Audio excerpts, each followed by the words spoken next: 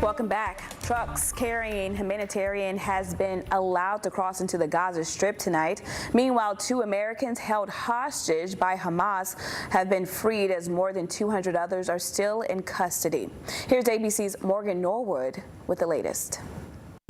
Israel announcing on Saturday that it is stepping up airstrikes into Gaza as it prepares for an expected ground invasion, which Israel says is the next step in its attempt to wipe out Hamas after the October 7th terror attack.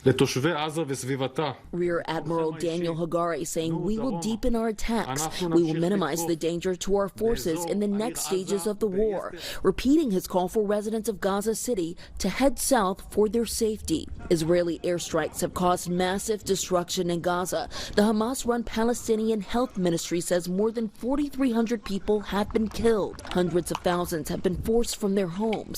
People desperately in need of food, water, and medical supplies. Egypt's Rafah border crossing opening on Saturday to let humanitarian aid into Gaza. More than 200 trucks have been waiting near the border for days, but only 20 trucks were allowed in. This is an area that we have to get into. So whoever's in charge, please give us unfettered access and please allow us to go in and feed these people. Israeli authorities say 1,400 people have been killed in Israel, most of them during that Hamas attack. The IDF says an estimated 210 people still being held hostage. 2 American hostages, 17-year-old Natalie Ranan and her 59-year-old mother Judith, were released on Friday. ABC's Matt Gutman outside of IDF headquarters, where there's an ongoing vigil for those still being held hostage. And it's pretty much a silent protest here.